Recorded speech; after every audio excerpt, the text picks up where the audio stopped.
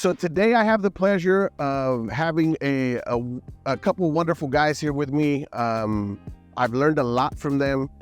And, some of these guys you've seen around, around town. And today it's a wonderful joy to have them. I'll do some introductions today. So like that, you guys will get to know them a little bit more. So we do have John Krum. So John, what is it that you do? And what do you have, man? Because I know that you have a cool app that you shared with me the other day. What you have, man?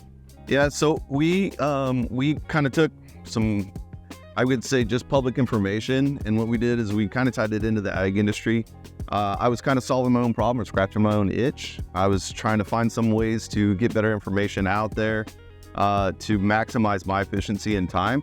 So while I was doing that, I just started looking for tools or data that was going to give that information to me that I could possibly rebuild and then give it to others. So what we did is we collaborated all that data. I leveraged my Jeep at the time because I didn't have the money to build it. My other partner took a loan out from a mentor, and from there that started the process. And 7 years later, now we have just under 1,000 users and about 200 companies that work with us. Wow. Well, we are going to get into this, John, and I want to go over that because that's something that we're going to go over today in regards to this mastermind, how you started your business and the sacrifices that you had to make to get there. So this is great information for us to see. We also have Emlen Miles-Mattingly. So this man has been a wonderful mentor to me. He's helped me out a lot, see things in a different realm, super uber smart, has traveled the world, had masterminds with other communities. And Emlen, give us a little bit about your business, man. Yeah, the primary one is probably Gen Next Wealth. It's a financial planning firm focused on helping retirees prepare for and enjoy their retirement. Been doing that for 7 years, been in finance for 20. Have a few other businesses that we work with, but everything is around financial advisors, teaching them how to, we have another company that we run called Onyx. It is a support platform for financial advisors trying to start, scale, or sustain their businesses. So that, and then we also co-founded the BLX internship, which is a national internship program for Black and Latinx aspiring financial advisors. So those are the three things that that we really work on, just trying to make differences in the industry and make it more not equitable but more inclusive. So that's the mission of all those things, making wealth more inclusive and accessible to people of color. You recently came on my podcast, and man, we got so many views. I think that a lot of people gravitate to you, Emlen, at the financial advisor piece, and now the different businesses that you've turned over. And you recently got recognized, right? Mm-hmm. Yeah. Yeah. So we this is the third time I've won Investopedia Top 100 Advisors in the country. So it's like it's about 100,000 advisors that they look at, and so I was able to win Top 100. This is the third year that we've done it. So it's been fun, man. It's been an incredible journey. Met a whole bunch of good people that have helped me along the way, and yeah, man, it was very humbling to win that award, especially when you look at some of the people that. Yeah. Wonderful and great to see. I remember when it came out, I was like, man, that's my guy right there. He's doing it. So it was great. And this man needs no introduction. Beau Miracle, his family's been in real estate for a very long time. So I'm going to call him Mr. Real Estate, but I'll let him, call himself whatever he wants. Beau, tell us a little bit about yourself, man. Miracle Realty's been around since 1976, veteran owned. I took over as the owner in 2011 after my father passed. Currently, we do property management and service, basically the Central Valley. We do retail sales, commercial sales, and then also been kind of dabbling in investment. Wonderful. So it's a pleasure of mine. I get to have this wonderful group, and I recently got invited to a mastermind. I didn't really know a lot about it, but I think it was Beau that sent out the text message, and then you guys kind of agreed upon it. Hey, should we, add Jose to this mastermind group? In all honesty, I had never been a part of a mastermind. Maybe it was a little bit of self-conscious, like you're going to put your information out there to people. I don't know what it was, but I was never a part of one. But now that I am a part of one, it's been a wonderful experience to share the wins, the losses in business. And today we're going to go over some information about this mastermind that we've started and how we can help somebody start their own mastermind in whatever space you're in. It doesn't have to be in the real estate financial advising, because John is part of the ag industry and we have him part of this mastermind, and his insight has helped us as well because we live in the Central Valley. It is an ag community and it does help us. So let me ask you a question, Beau. What made you start this mastermind? Where did you learn this, man? Was it Emlen? But I think what happened was, because Emlen and I do this every time we get together, we come up with all these great ideas, and we both say, hey, okay, cool, let's get this the actionable and blah blah blah. And what'll happen is it doesn't happen. Gotcha. And so instantly he was like, let's start this, maybe just you and I. And then he said, if you know anybody else, throw their names out. And of course I started throwing out some names, and he's like, nope. He's like, he wanted it to be business specific, someone that's been in the business 10 years plus or something like that. And it kind of made sense, but I was just throwing out some names. Then he threw out this guy's name, and I was like, well, I do know of John, but I didn't really know John on a personal level. But I'm grateful that I have been able and been fortunate to meet him. And then we were kind of throwing it around, and then I think it was either Emlen or myself. What about Jose? Because we both thought you were like-minded as well. And then, lo and behold, here we are. As far as experience with masterminds, I've done it in the past, and I've been part of book clubs that kind of gravitated towards more goal-oriented. So we'd read a chapter, we'd all follow it, but it was people of high level, high thinking. So that inspired me to kind of always gravitate towards this, because you get a lot of good value adds and golden nuggets from this type of stuff. So gotcha. When Emlen brought it up, most definitely. Even the other day he came into my office and he was like, hey, how about we go on a couple's date or whatever the case is. And I was like, cool. And then he's like, if I leave this office and we don't make a date, put it on the calendar. So he said, go get Diana involved. He said, hey, start scheduling. I swear, it was instantly, there was a group chat established, and the next thing you know, we made it actionable. Right. So that's what we're learning from. Now, Emlen, I know that you've traveled all around the United States and maybe abroad as well in regards to business. What have you seen in other, communities? Is this something that's unique to, business, or have you seen other communities start stuff like this? Yeah, I've seen it across different businesses. I've seen it across different, it can be different affinity groups, you'll say, right? So it could be a women's group, it could be a mixed group, it can be, an entrepreneur group, it can be any way you want to slice it. What I've seen is anytime you get a group of people together with a common goal or a common thread in what they're trying to accomplish, I think that you create, this accountability, right? And so what the biggest thing that I've seen in all the groups that I've been a part of or either, seen is that they all increase the level of the performance of each individual involved in the thing. When I had done some of these groups with other advisors, and every time I find myself a part of one of these groups, it has impacted my life positively and made me better. And so the latest group that we had was a group of advisors that we had. There was 4 of us. We called it the Invest Like the West group. And I've always done these groups. I've never done one of these groups in Madera. I've always done them with people that are not local. I had some advisors that were over in Atlanta. I had some advisors over in Seattle. I had advisors all over the place, but never locally where I could actually get more contact, more physical contact with the people. And so I think anytime you're looking for, as a business owner or as a high performer, trying to get to that next level of performance, it makes sense to associate yourself with people that are like-minded. And so that's kind of where this came from. Right. Now I know that, I just met John as well, and a lot of it has to do with mentality. And I had to be ready for the mentality of, sharing information and being part of the group. It was so welcoming to me because everybody, kind of just welcomed me with open arms. And even John, I had met him. John, what made you come to a group that has nothing to do with ag, man? That open spirit is what attracted me to you, man. Right on. Well, I appreciate that.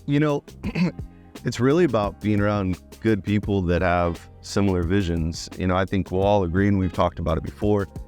Entrepreneurship, owning a business, no matter what environment you're in, it feels lonely. like you feel kind of sometimes like you're by yourself. And the reality is most people, you look at 90 some odd % of the people in the world, they're day-to-day employees, right? That's their mentality. That's their thoughts. They want to work. They want to go home. And then, so when you start bringing ideas about risking, right? Stretching it out, taking a loan out to go do something that you don't even know if is possible, people start looking at you kind of like you're crazy. And they really, I believe, out of good-heartedness, they want you to be safe, so they don't want you to take risks. And the energy of like these rooms or these environments, it's, you're supporting, not one of us have came up with something and it's like, oh man, that's going to be bad for you. It's like we assess risk, right? And then we try to encourage each other, motivate each other to go out and accomplish what our goals and dreams are, no matter how crazy, wild, or big they are.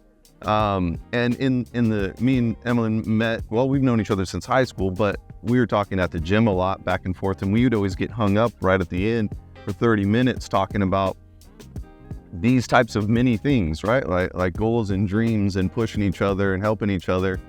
And I was paying thousands of dollars a year to go be a part of groups like this.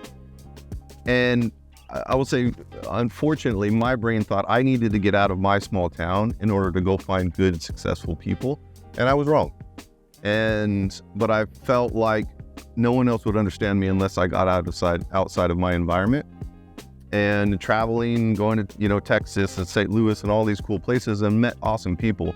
But when we started talking too, and he was talking to Beau, then it just came together. It was like, we're doing stuff here, right? And there's a lot of successful, hardworking people that have visions, dreams, goals, and that want the best for themselves, for their families, and for you, right? And that, for me, finding that is honestly rare. So like hearing the vetting process, right, is good, because there's a lot of people that, they want everything for themselves, and I think that's okay, but they can go do that by themselves. I want to be a part of a good group, right, that want to win, and let's go out and win together, regardless of whatever. And yeah. Hey, you said something, John, like sometimes people think that you're crazy. And there's been times that I feel that I'm crazy. I have these like crazy, outlandish ideas to go and conquer, and I don't have that person to say, hey, you know what, this is a good idea or bad idea. I have my wife that, listens to me all the time, and she gives me great advice. But that community group of saying, hey, Jose, you're not crazy, I didn't have. So whenever this came up, to me, I thought, well, at least I'll have some like-minded people to tell me, hey, Jose, you're not crazy. Like, I think that's the biggest piece. Now, Beau, have you gone through that, man, where you're like questioning, am I making the right moves in my career, or is making this business decision, is it good or bad for me? Well, I'd have to say, I agree with everything that's being said, but most definitely, I do question some of the moves that I make. That's why I do think it's so imperative that you do surround yourself with good, like-minded people, because it is a lonely road. And I think that no matter what we do, I was telling Emlen, even the conversation just on the way here, it was lighthearted, but there was like intention behind it, right? Yeah. And just to be able to bounce that off of somebody truly makes a difference. And so, before, I wouldn't want to share, like you were kind of saying, because you didn't know, hey, maybe they're going to want to steal your idea. They're going to think you're crazy. But what I've gravitated towards the last few years is really knowing that my network is my net worth. Yes. Right. The relationships that I establish that are with like-minded people that carry the same values. Even something that we talked that was very, very minute. We all live in gated communities. Did you know? Well, I didn't know that. I did not know that. Every one of us got a different gated community. But I went to go pick up Emlen, and he's in this beautiful gated community with these big trees. If you go to his, kind of the same thing. It's very private, very intimate. Mm-hmm. If you come to yours, we enter yours, and we have some rentals that we manage. But same thing, right? You're going down this long road of palm trees, and my point to that is that's just dumb luck. Right. But right. That's just the small portion, because if you really think about the guys that are all surrounded right here, I think that we all have high values for our family. Mm-hmm. We have high values for business, and we all have this ability to want to go to the next level. Yeah. Right. And even when we get to the next level, I don't think that's where we want to stop. That's what I was telling Emlen, is when I closed CrossFit, and kind of going back to what you were asking, who do I ask? Is that Yeah. a good decision? Is that a bad decision? You can ask your significant other, but they're just going to give you the right answer. Right. It's like whatever you think is right. Yeah. I trust you. You make good decisions, And so if you go talk to someone that's just working a 9 to 5, they're going to be like, oh, you should have got out of that a long time ago. Right. But if you talk to someone that's like-minded in the business space, entrepreneur space, they're going to be like, well, did you evaluate? Did you assess? Did you look at the pros and cons? Are you making any income? Yeah. They're going to ask you the questions that are going to challenge you to really, really be constructive about the decisions that you make. Absolutely. That's always with everything when you surround yourself with like-minded. Yeah, 1,000%. I think that there's been times that I've called Emlen or talked to Emlen in the past when we used to do podcasts together. And, we're looking at this and we were before our time and we didn't know it. We had no clue that we were trying to do videos. We knew that we had to do videos, but we didn't know that this was going to be, before our time. Now, it seems like everybody has a podcast, right? Which is great. I'm happy for people that are starting a podcast because you have to get out this one information. Emlen, has there been times where you question yourself and you think to yourself, am I going the right way? Do I have anybody to kick these ideas around? Absolutely, all the time. I think it's the plight of the entrepreneur, right? You start everything that you've done with an idea. Sometimes it's crazy, sometimes it needs to be vetted, and then once you start going with the proof of concept and you start failing through, then you can say, okay, yeah, this is a real idea. But there's that secret time before, like what I always tell people is when you give birth to an idea, you have to think of it as, now it's an infant. Then when your idea is in its infancy, it's not for everybody else. Just like when you have a child, right? All of us have children, so you can relate. When you have a child, it's always been a little longer than others. But when you look at that child, you have to protect it, right? And just as you do with your ideas. So I think that the important part about having an idea and nurturing that idea until where it can actually flourish and become something is very important. And I think that's the stage where, you want to be developing what is going on. What are you trying to do with this idea? What's the end goal? And I always like to start with the end goal in mind. But that doesn't mean that because I'm starting with it like that, doesn't mean that I don't have self-doubt, doesn't mean that I don't know if it's going to work, doesn't mean that I'm like scared to tell someone about it. There's tons of those things. And it doesn't matter how many times you come up with a business or an idea, you're still going to go through that process. It's almost like like an idea process, but like you hear about the grieving process. I'll say that there's a process to it, right? And I think there's still a process to when your idea comes out, from the day that you think about it to the day that it actually takes place. And sometimes you're not going to get the affirmation. Let me tell you what I mean by that. When I went to start my own business, I was told that, I shouldn't do this. Like, this is a mistake. By someone that I looked up to, and they said, this is a mistake. I don't think you should do this. And then, a year into my business, I said, why did I do this sooner? So sometimes you're going to have to go with your gut and feel it out. And I think that each one of us will have those times where someone didn't believe in what we were doing, but we did it anyway, right? And I think that you have to have that process of how you get from idea to product or idea to solution or whatever it is that you're going to do, so that along the way you can really track what you need so that you can repeat the process. Right. And it happens all the time. Like, self-doubt is always there, no matter where you're at, whether you're Bill Gates or, Jeff Bezos, they have self-doubt, because that self-doubt is what keeps you motivated to keep pushing forward, to say, I can push through this. Now, John, you had mentioned that I think you got a loan from somebody and then you sold your Jeep. I mean, you're selling stuff off to open a business. In somebody else's mind, I don't think they can fathom the idea of, I'm going backwards by selling my Jeep to go 5 steps forward. Tell us about that process. How'd that work? Yeah, there's a little backstory to it, but we needed at the time, and it's not a lot of money, but we needed $14,000 to develop a wireframe, right? It's kind of a breakdown of the idea of what we needed. And I had a little money in savings, but as kind of, I think Emlen mentioned, like families, or Beau mentioned, like taking care of your family is important, right? So it was a concern to me to just pull from that when I didn't have a bunch of reserve. So I have a old Jeep that was the first vehicle that I learned how to drive stick shift on. It was my dad's Jeep. Now it's been in my family for over 30 some odd years. I rebuilt it when it was my first vehicle at 16. My dad took it back because he needed it for a while. He blew it up. I got it back at 28. I did a frame off restoration on it, and I've had it ever since. And my son can't wait to take it someday from me. Point of that matter is it's an important little vehicle to me, right? And nothing is important to my family, but it's just an important vehicle in my life. There's a lot of staples there.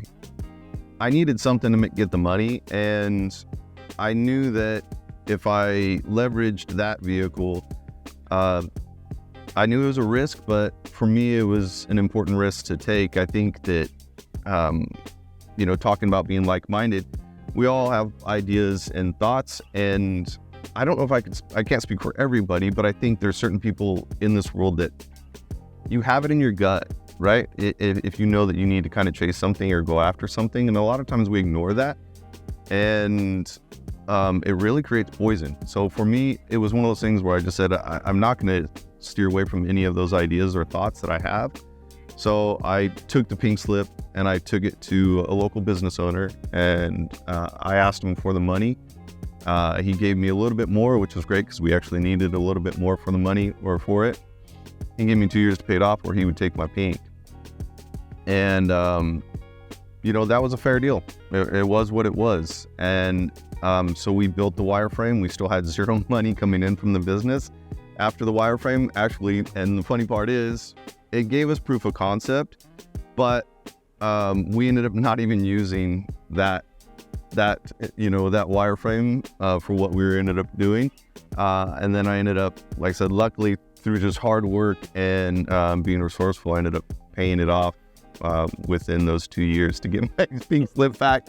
I got my Jeep. Yeah. So I still have it. It was just a leverage. I think a lot of times when everybody wants to say, like, you see people that have leverages and other things to go out and start a business, or maybe their family started it. And some people take that and they just kind of maintain it. And then there's the people that take it and they risk more and they go do more. And then there's the people that have no reference and, nothing to leverage. So you got to find something to go out and do it. And if that's a personal loan or leveraging a vehicle, right? Like, I think that it's important that you go do it because that's what it's about. It's about the risk. And maybe I would have lost my Jeep, but every time that we do, because I'm not going to sit here and just say like it's always wins. Anytime that you do lose, I think we all know now, right? Like, you learn, right? So I'm better every time that I do. And there's been a lot of those along the way. Luckily the Jeep wasn't one of them. Like, I got that back. Hey, you know what? There's a lot said, man. I mean, I think that everybody that's here today has risked something in their life to get to where they're at. Because without any risk, there's no reward. And I've been there plenty of times where, I've cashed out a 401k or I've cashed out an investment just to put money into a business. And then you see that money go like really, really quick. And you're like, oh my gosh. But you believe inside of yourself that, hey, you know what? I'm going to make this happen. I know that, when Emlen started his business, there's a lot of sacrifice that goes into it, right, Emlen? I mean, what was the conversations with, your wife? Like, hey, I'm starting this. We're going to get this done. What was that like? Yeah. So, my wife's pretty conservative. Banker, bank manager, always likes to have, know what's going on. And me, I'm like, you know what? We can do better than what we're doing right now. And so having this conversation, let me just tell you about the month of September when we got married. So I had told her, we were talking about starting the firm, going out on my own, being independent, understanding that, it's going to take some money to do that. So I said, okay, look, this is what we're going to do. So we want to start the business, yada, yada. She was like, okay. So the month of September, September 2017. Now you guys will hear this and understand it's just the way that things happen when you're an entrepreneur. So we get married September 2nd. Okay. I leave the firm. I leave principal. We get married September 2nd, go on our honeymoon for 16 days to Europe, get pregnant on the honeymoon. I get back on September, so we leave on the 4th. I get back like the 20th of September, quit my job, start my new firm, and do everything all of that first month, that 30 days. Get pregnant, start a business, quit one job, do all that stuff. And it was a calculated risk though, because I had been researching this for 2 years prior to this happening. So it wasn't like something like, so she had been hearing me talk about it, I already had the name, already had everything going. But I'll say this, like, the sacrifice was I knew that we weren't going to have anything coming in for those first couple of months as I tried to get this. So we're at the end of 2017. We got Christmas coming up. We just got married. Now we know we're pregnant. I quit my job. And it was the best decision I ever made. Like, you know what I mean? And so, like, but what I'm saying is, because there's people that are going to watch this and say, man, I've been thinking about doing this. What you're not hearing is all the research that we did. It was 2 years before we actually made that. Now, it seems like we did everything in 30 days, but the research, understanding what we needed to do, understanding what the real margins had to be for us to be profitable, like going in with that and then saying, this is how long the runway is. By the time we flipped the switch and turned into the new year, we were already, like, because it was intentional, by the time 2018 had started, we were already hitting the ground running with a lot of the things that we had in place. So it was a calculated risk, and I think we're all talking about taking risk, but I think the calculation of that risk is what we're not stating enough, because I think people don't, looking at your bank account, knowing that it's going to be going down rather than going up for a little while as you continue to try to build what you're building. And it was crazy, man. It was crazy. Now, I got a name for this, man. It's called threading the needle. That's what you're doing. You're threading the needle, man. I've been there myself. Now, Beau, a lot of people see the Miracle name and they think that, oh, well, you know what? Beau's family did this, that it's easy for Beau. But I know your story, man, and nothing is easy. And I'm sure that when you took over this business and you made it to where it is, I've been in your office. You made it 10 times better than it was before. What were your struggles, starting this? Did you have any struggle coming into the business and making it great that it is today? Okay, so it was not. I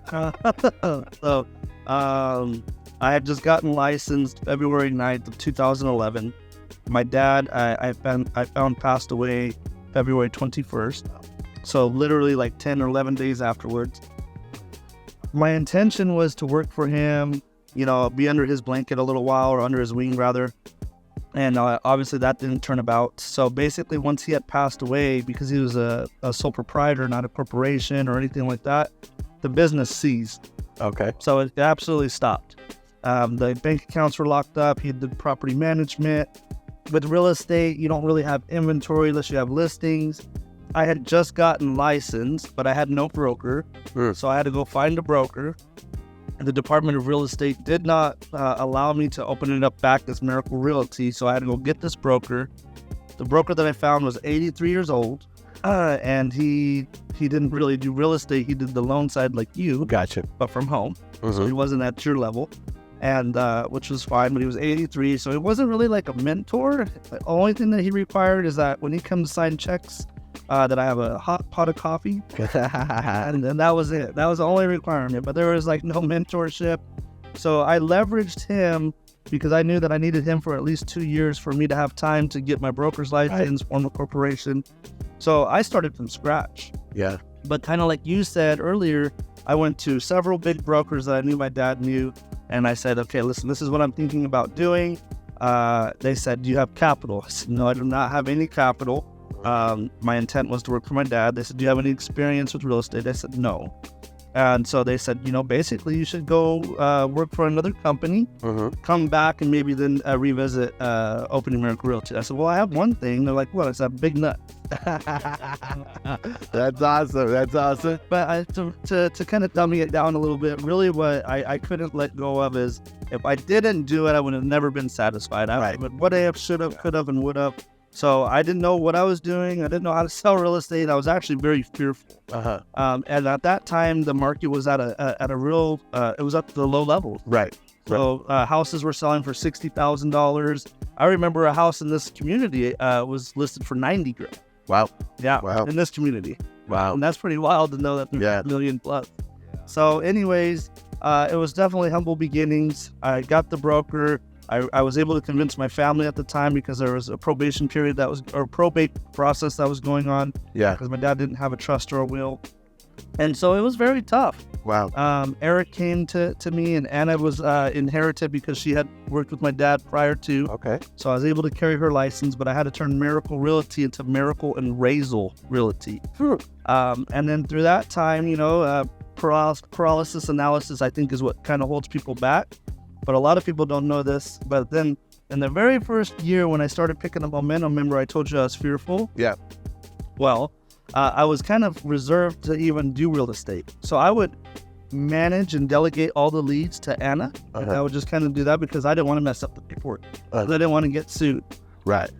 Lo and behold, we ended up getting sued and had nothing to do with transactional. Because just hired someone that was a handyman and he was not a good person or human. Got sued for $5 million. Wow. It was on CBS 47. Wow. It was a 2.5 year lawsuit. Some of the people that are the closest to me basically were part of that because they sued everybody that was attached to the situation.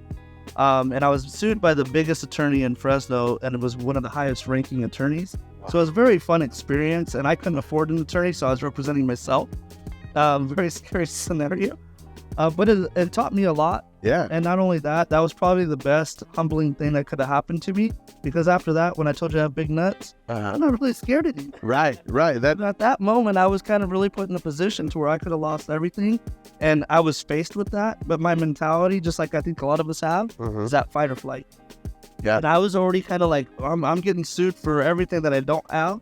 And this is probably going to take me out for the rest of my life. I was already looking how to survive getting paid cash. Wow. Like I'll be a personal trainer. Yeah. I'll get paid on the side. So those were the things that I was naturally already thinking. Because I thought my life was going to be totally screwed. Right. Then lo and behold, they at the fourth day of jury trial, they decided to go ahead and settle. It was for something like $30,000. Wow. I was like, I mean, still, I paid it 10% interest for like 5 years. But again, one of those things took me to a level of, well, you know what?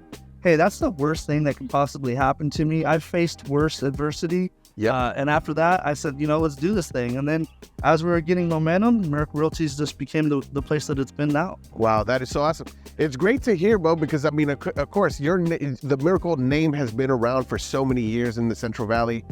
But really, you've had to revive this business and put it back on the map because there for a while, it was falling off the map and now you've brought it back. So nothing was ever given to you. You built on what you already had and made it better. And that's the wonderful thing that I want to make sure that everybody that watches this understands, that nothing is given to you. You may have a successful business that a family member gives to you, but you still have to maintain that business and you got to keep it growing, because if you're not growing, you're dying.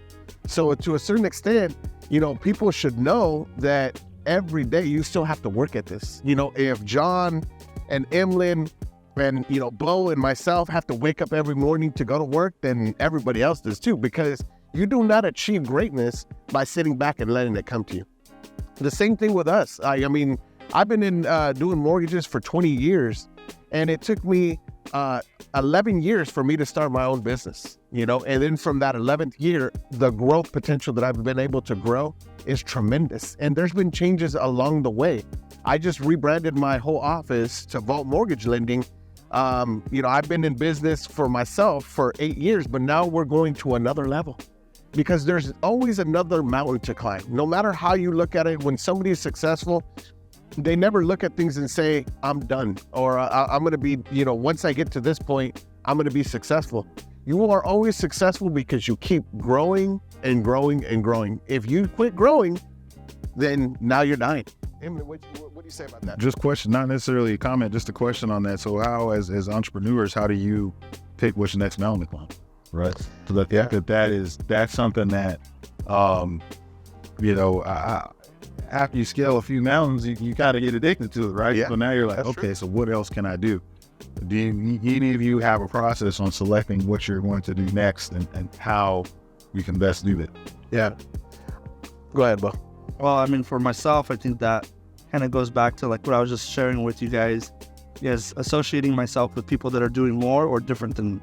I've always kind of gravitated, no offense, but you were in the real estate, but you guys are not. So for me, diversity, I guess, and associating myself, I've always said, it's cool to be laser focused and associate myself with realtors, lenders, and whatever.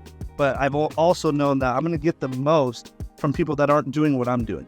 Yeah. Right? Like he's going to have a different take. He's going to have a different take. So I've always kind of tried to be influenced by people that are different than me, because when I was going through the lawsuit, the best thing that I had was people that were in different realms and in different places in their life. And when I was so fearful, I shared that with them, and they gave me so much back. And they didn't want anything in return. They gave me references, they gave me resources, right? And even though I had to kind of do it on my own and I had to put action towards it, those things have helped me gravitate to basically when I'm thinking about where's the next level that I'm going to go, it's taught me that I need to see where he's at. Yep. I need to see where he's going. So that way, maybe I can get something from that, because the more that I give, the more that I'm going to get in return. Yep. Right. And so for me, I don't know that there's ever a ceiling, if that was the question, but I do know that what helps me grow is even like him talking earlier. He was just saying that he took a little bit of what we were talking about with one of his businesses because he had to look at it from a different lens. Yep. You know, and sometimes the verbiage and sometimes the things that we associate ourselves with people, we absorb that and extract that, and you just never know where you can go.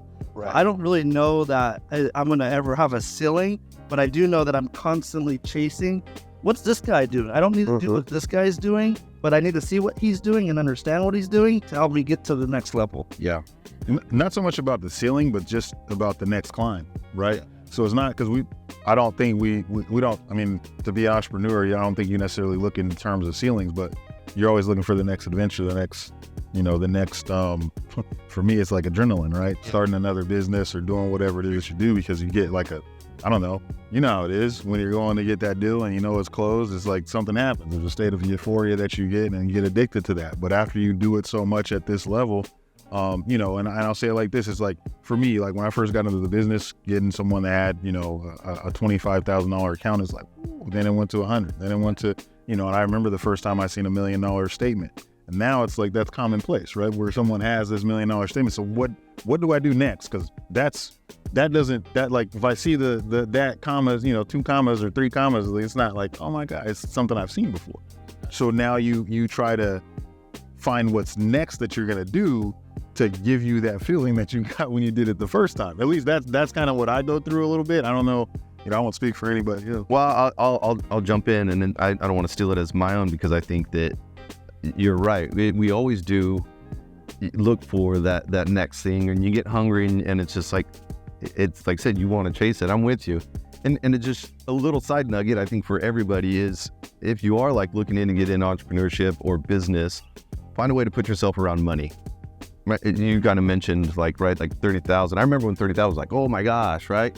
And then you start putting yourself around bigger money, and then you start realizing that it's more possible for yourself to attain and earn. So just like that, I thought that was a little side nugget that I would say to anybody is find an avenue, find a business where you can be around money, where money's flowing, because it shows you what's possible, right? And then you go from a minimum wage thought like, oh my gosh, no, because how the heck is that guy making $200,000, $300,000, $4,000 million a year, right? So put yourself around money. But Alex Ramosi talks about it. I don't want to take credit for it, but he brought it up. And I think finding what's next is super important. He talks about sometimes next is always where we go versus looking at how do I do X better, right? Because you can go get whatever X is already working. Whatever you're doing is already working. So if I can be better, more efficient, faster at getting those done, those bigger ones done, then it allows you more freedom to go find the next easier, right? In a simpler fashion. But I think that for me, it's, and I like I said, Beau said it too, sometimes we're too close to our business. And that goes for relationships too, right? Like sometimes you're just too close to it. You don't see what's possible or what's out there. And having somebody, a good person, to kind of bounce that off and be honest, even if it hurts a little bit or stings a little bit, can open your eyes of where you should be, right? Or what you should be possibly doing. So I think surrounding yourself with people, being honest with yourself, right? Not being so stubborn and hung up, and being open to find what's out there and what's next. But also to know that next comes with a lot of challenges, especially if next is something that is not in your day-to-day, your daily. So it's tough.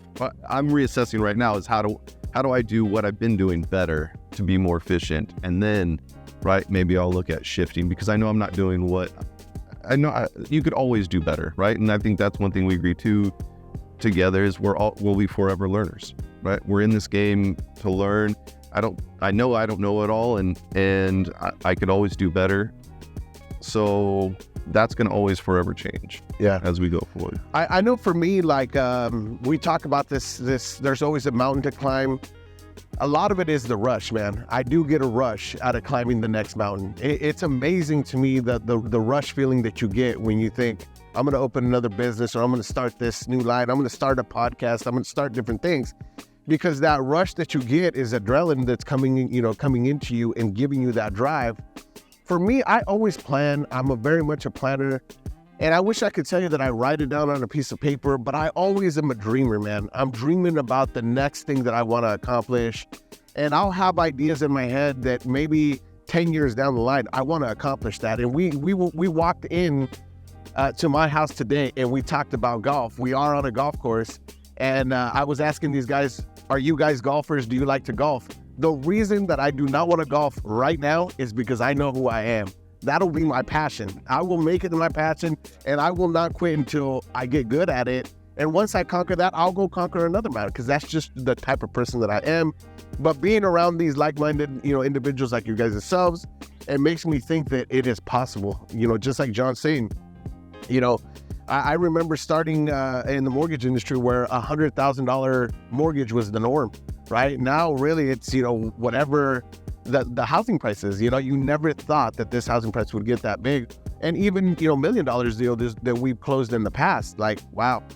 When I was younger in this industry, I never thought that I could be able to do that. But now it is something that's doable, So lastly, guys, I do want to ask you guys, for the viewer out there. Jose, can I chime in one other thing on the next? Because it's something that I think I know we all talk about. And to me, is very important also about this group is it's not just about business. Next could be, getting a better relationship with your daughter, right? Like, or me with my son, right? I mean, or our wives, or whatever it is, right? So sometimes when we're so hyper focused on business or trying to create something like that, there's other things that always fall. And I know for me, shifting that, and even if it's in a season could be a weekend or a month or whatever, a week, making sure that I'm giving, because that gives me a rush too, right? Knowing that I'm taking care of my family and that I'm spending time there. And I know we all talk about that and doing that. So I just want to make sure that that's out there too, right? Because I think that's important. I think the self-improvement aspect of it is, again, kind of going back to what is part of all of this. Yeah. I mean, what drives us is obviously entrepreneurship, but that entrepreneurship also has, if the word's misconstrued, it's not really balanced, but I think there's values again, right? Yeah. Waking up in the morning, right? Whether you read the Bible or you have affirmations or you speak through gratitude or whatever, working out, taking care of yourself, right? Like I've always told people, my goal is not to be a bodybuilder per se, even though I might look like a short midget one, but, to look good naked. That's a goal. But usually when you shift that mindset, right, like it's the non-negotiables, again, making sure that you're a good husband, a good father figure, a good boss, a good leader. I mean, those all kind of have to be in suit, because when I identify an entrepreneur, that's the great thing about association. If all those boxes aren't really checked, or at least they're not trying in those ways, right, that's not what I really want to align with. Sure. Hey, he might have $10 million, but if he's a shitty human, to me, I'm gonna probably like disconnect. But if they all check off the same boxes, that's self-improvement, because that's also part of it, right? Like, how can I read more? How can I get the shortcut to get to my business? How can I see what this guy's doing in his relationship that's made him so successful to continue on and be celebrating 30 years with an anniversary? Yeah, because we all have strengths, right? In different areas, and we can all pull from each other, from all of our other strengths. That's why I think the diversity of the group is good, right? Like, it's not all being in real estate. I mean, there's some strengths there. But yeah, no, I think it really is huge. If you're going to take a look at your life and say, you said it. Jordan Peterson, psychologist, he says, you don't know if the guy driving down the freeway in a Lamborghini wants to drive off the next cliff that he comes by, right? Because it may look good financially, but he could have just went through a divorce or struggling with, something internally, something personal. And the one thing I know, I at least say for myself, and you guys tell me if it's true, but I think as a man in general, like, it's about growth, right? In every possible way. Like, when I felt my worst is when I feel like I'm not just growing as a person, and that could be financially, that could be as in a relationship, that could be in the gym, eating right, whatever. When I feel shitty, it's because I'm not doing small things that I need to be doing to try to be better, right? I think that like one thing that we touched on all the business stuff and touched on family a little bit. One of the things that we talk about a lot is like when you look at the group, we're all married, we all have children, we all run a business. Those are things that I wanted to be there when we talked, because I think that it's just as important to be around good men, right? I think that there's something to be said around groups of strong men, and that's one of the dynamics that I wanted to make sure that we had here. Last meeting, we talked about our kids for 30 minutes, talked about what was going on there. Undoubtedly, we talked about our relationships with our wives a little bit. We dabbled that in there, and I think that those. If there's one thing that we're trying to be, this is a mastermind, but it's a whole mind, body, soul, business mastermind, right? Where we talk about all these things. You get vulnerable with each other. We've had stuff that we've talked about with each other, and I think that when you exclude that aspect, you limit the ability of success that you have in that group, because you're not touching the total man. Right. And when we talk about, like I said, mind, body, soul, we're talking about that, and business, if we add that fourth aspect there, when you have that and you have other men that you can be vulnerable with and be encouraged by and be, looked to for advice without judgment, I think it creates and fosters an environment of maximum growth on all aspects of your life. And I think that's in my mind is what I was looking for in this group, and why it excites me about where we're at. We've only been doing this for really, it's been 60 days. It's only been 60 days. And so to see this, where we're heading and where we're heading from this point is only going to be better. The group's at capacity, so you're going to have to build your own. Well, hey, speaking about the last question that I have, because Emlen came up with this group. If there is a viewer out there, Emlen, how do they start their own group? How do you get somebody to get their own group together, to get the right person? Because a lot of it has to do with mentality. How did you start this? I think that we started with the things that we did want. And I didn't start with the things we didn't want, but things we did want. Beau and I came together as okay, so both of us are entrepreneurs, right? So set the parameters for your group of the people that you want to have in there. Then set the number of people that you want to have in there. Then the biggest thing I think from that point is finding a day that everyone can meet. It's very important that if you're going to meet online, whether it's going to, this could be a group that you're doing on Zoom, this could be a group that you're meeting in person, does not matter. But whatever day that you're going to commit to, you need to make sure that that's the day that you're going to be available. For us, it's been Wednesdays, right? We've been meeting every Wednesday or every other Wednesday, twice a month. You have to figure out if it's going to be twice a month, if you need to meet once a month, however the cadence of your meeting. Because if you don't have that dialed in, then you will not meet. And that's the biggest thing that you're trying to get from the group, right? You want to have that regularity of the meetings. From there, you can, fine tune what you want each one of the members to have, what you want them to bring to the group. And it doesn't have to be, a homogenous group where it's all men or all women, or you can be mixed, however you want to do it, because I've done groups with both ways. But you just have to figure out what it is that you want the group to accomplish and how often you're going to meet. Well, guys, I do want to tell you guys, this does help me out a lot. I want to make sure that the viewer knows that if you need mentorship or you need guidance in your career, if you're starting a business or you just wanted more information, I speak for myself and I speak for these guys. We are all very much the type of people that are willing to help anybody achieve greatness, because we've all been helped in some way in our careers, and we want to give back. It's not about just us being up here, doing the video. It's about us providing great information. So if this helped you, please share it. We are going to put it out on social media. Share it on social media. Share it to somebody else that can benefit from this. And, watch the podcast. This is something that we're going to continue to do, give great information for people to succeed with this information. John, I appreciate you, man. Thank you so much. I'm glad we've met. I'm glad that we're going to continue to grow together. Emlen, thank you so much for being on this, man. It's been a pleasure being around you, brother. It's just, it makes me excited every time you win. And of course, Beau, brother, we all look up to you, man, and we thank you for everything you do and you provide as well, man. Thank you guys so much. We'll see you guys soon.